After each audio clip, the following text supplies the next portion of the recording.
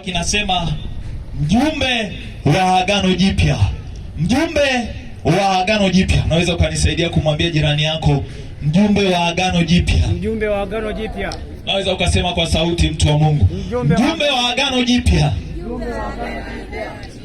Ziko habari njema ambazo ninatamani kuzinena jioni ya leo, mtu wa Mungu.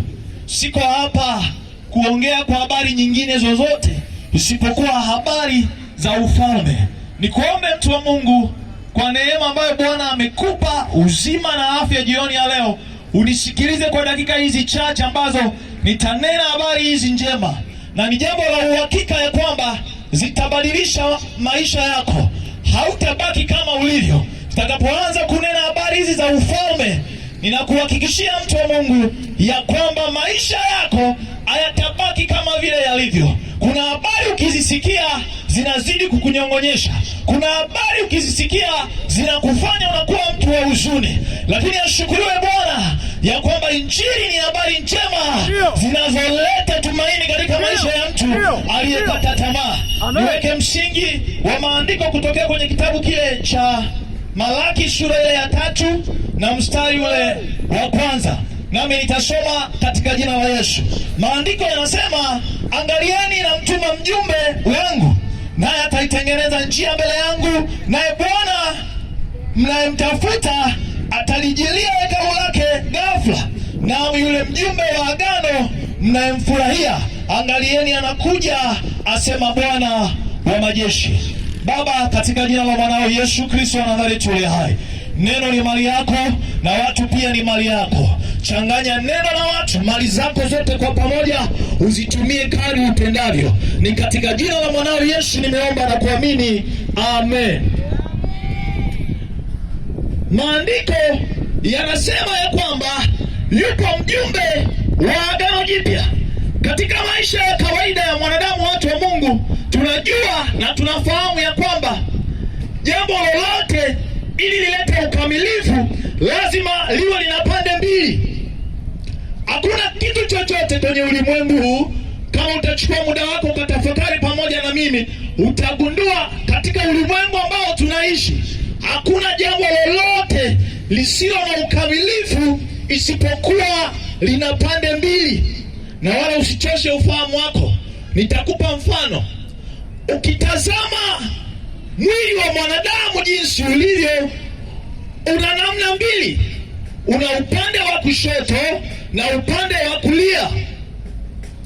Katika huo upande wa kushoto na upande wa kulia unahusisha viungo vinavyopatikana kwenye upande wa kushoto na viungo vinavyopatikana kwenye upande wa kulia. Na hiyo ndio inafanya mwili wa mwanadamu kuwa kitu kikamilifu. Kama ni mkono, lazima mwanadamu atakuwa na mkono wa kushoto na atakuwa na mkono wa kulia.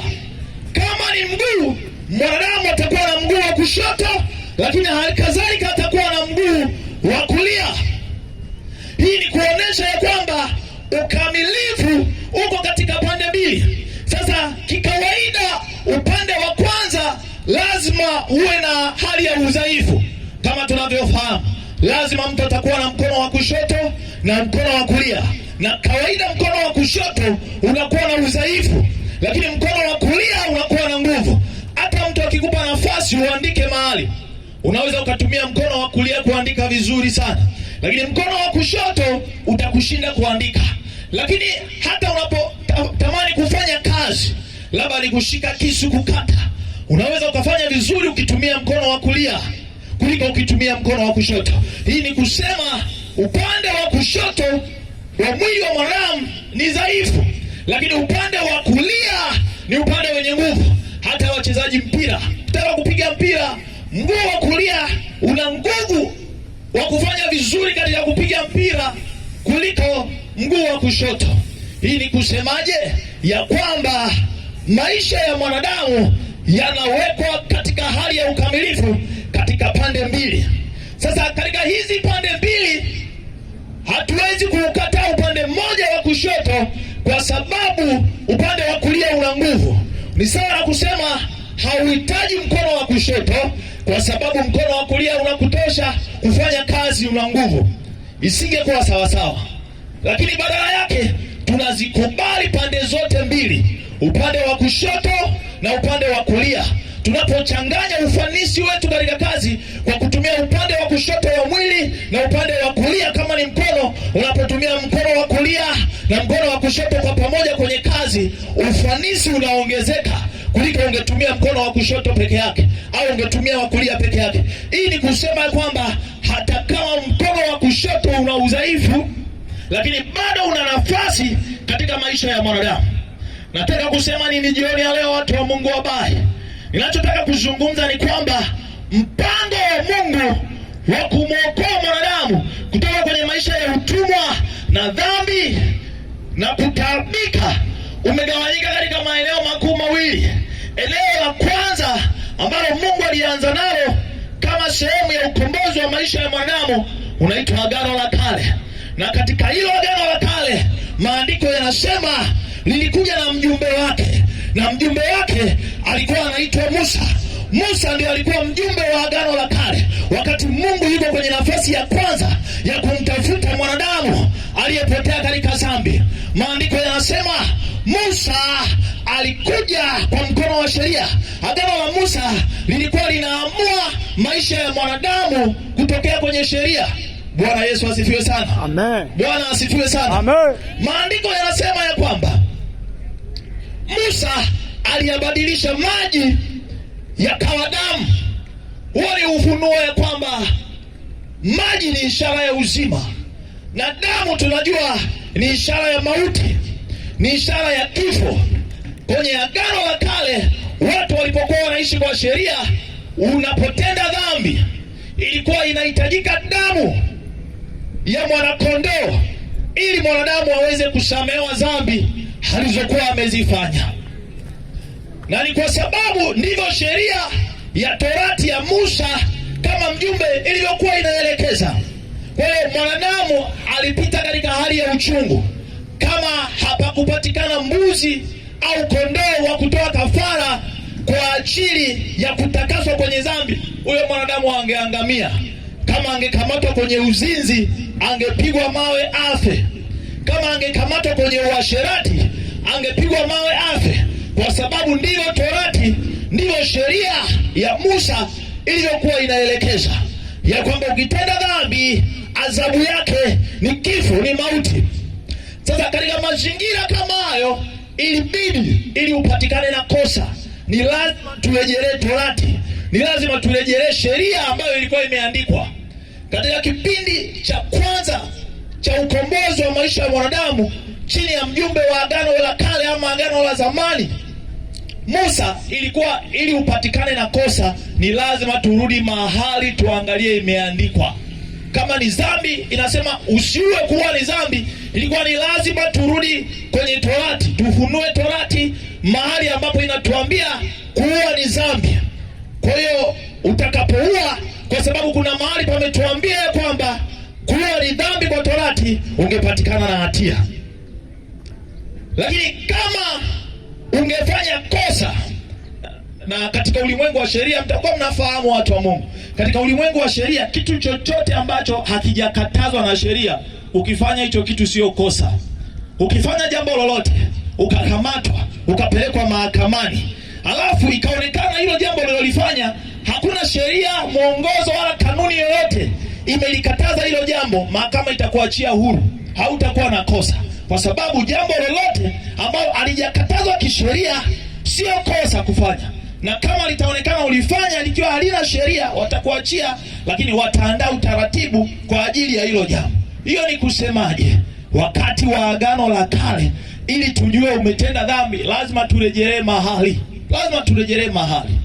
Sasa katika Agano la Kale nalifananisha na mfano wa mtu ambaye ili ajue kwamba mwili wake uwe safi, kama ni mtoto mdogo, ili ajue kwamba mwili wake uwe safi, ni lazima angefundishwa namna ya kuoga, namna ya kujisafisha, kwa sababu hajui umuhimu wa kuoga. Wakati mwingine hata angeweza akakataa, akakimbia, lazima umlazimishe kufanya jambo la kujiosha, kwa sababu hana ufahamu wa hicho kitu kina namna gani ya mafanikio katika maisha yake.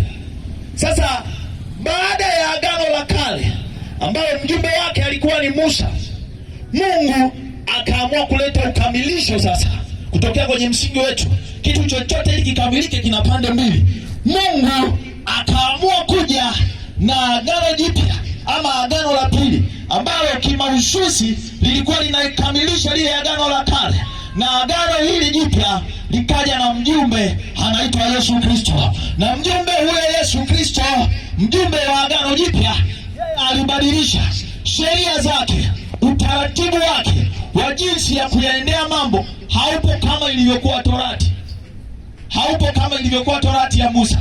Torati ya Musa lazima turudi mahali ambapo pameandikwa ya kwamba kutoa mimba ni dhambi, ndio utamkamata huyo mtu kwamba kutoa mimba ni dhambi.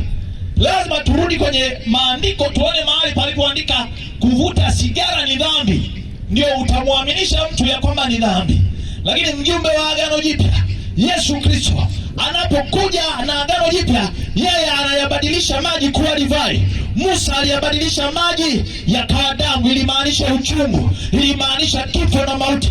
Lakini Yesu mjumbe wa Agano Jipya anapokuja katika kukamilisha mpango wa kumwokoa mwanadamu, anayabadilisha maji kuwa divai. Divai maana yake ni tumaini, divai maana yake ni bubujiko, divai maana yake ni mwanzo mpya. Huyo ni kuonesha ya kwamba upo ukamilifu katika mwanadamu ambaye hapo mwanzo alipotenda dhambi ilihitajika sadaka ya damu ya mwanakondoo ili apate utakaso. Lakini katika Agano Jipya mambo ni tofauti. Yesu kama mjumbe wa Agano Jipya, yeye hana sheria ambazo zimeandikwa katika kitabu za kurejelea ili kumkamata mtu kwamba ni dhambi. Tukitafuta kwenye Biblia ya kwamba uvutaji wa sigara ni dhambi, hautakaa uone hapo mahali palipoandikwa. Ukitafuta kwenye Biblia mahali palipoandikwa kutoa mimba ni dhambi, hautapata hapo mahali palipoandikwa. Kwa sababu gani? Kwa sababu mjumbe wa Agano Jipya alibadilisha sheria zote ambazo zingeongoza maisha ya mwanadamu kutoka kwenye mbao, kutoka kwenye vibao, akaziweka katika moyo wa mwanadamu. Zimeandikwa katika moyo wa mwanadamu. Mtu yeyote afanye jambo lolote ambalo ni kinyume na mapenzi ya Mungu, huyo mtu asingehitaji mahali pa kusoma ya kwamba ulichokifanya ni dhambi, ulichofanya ni makosa. Ndani ya moyo wa mwanadamu kuna hizo sheria ambazo Mungu aliziandika kwa kalamu ya chuma. Tusome maandiko, kitabu kile cha Waebrania sura ya 8 na mstari wake wa 8.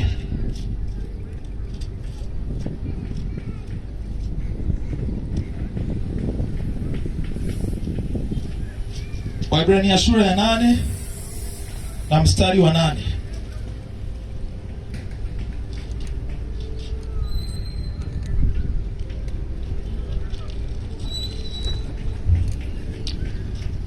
Maandiko yanasema, maana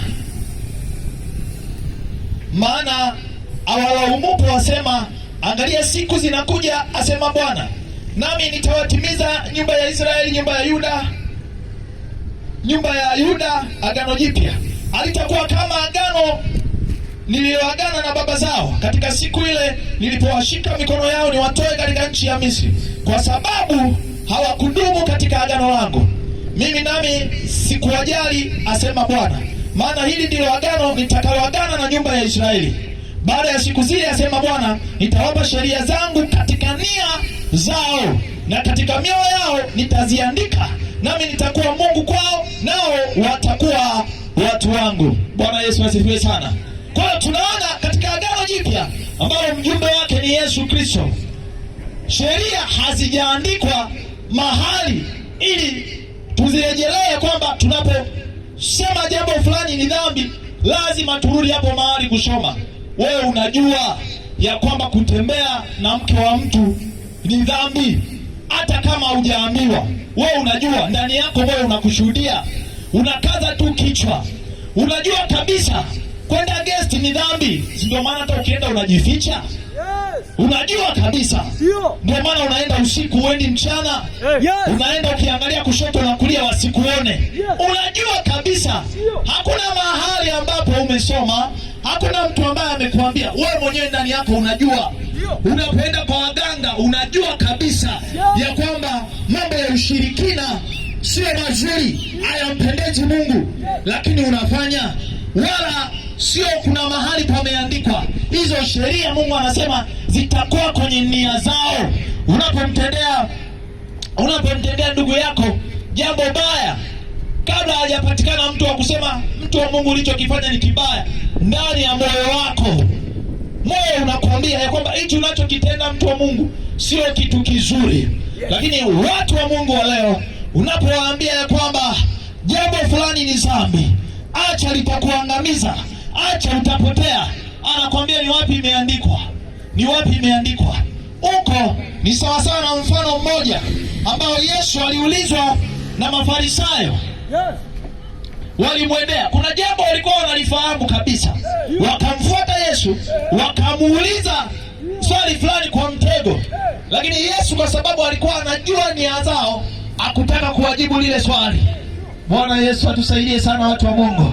Ninachotaka kusema jioni ya leo, mtu wa Mungu, ni kwamba Yesu mjumbe wa Agano Jipya yuko katika viwanja hivi vya bahari, yuko katika kiwanja hiki cha Singidani. Anataka kuokoe kutoka kwenye dhambi, kutoka kwenye mateso, kutoka kwenye utumwa wa kutaabishwa na dhambi. Mtu wa Mungu, yatazame maisha yako jinsi unavyotaabika.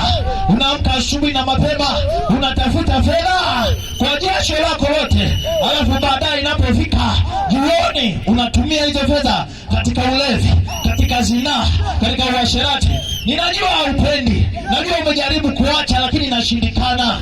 Nataka nikwambie, hakuna namna yoyote inayoweza kumsaidia mwanadamu kuacha dhambi. Hakuna umri wowote mwanadamu akifikia anaweza kuacha dhambi. Nataka nikwambie, dawa ya dhambi ni moja tu kwenye maisha ya mwanadamu. Umpate Yesu, mjumbe wa Agano Jipya. Umpate Yesu, mjumbe wa Agano Jipya. Haya, badilishe maisha yako, mtu wa Mungu, akubadilishie maisha yako.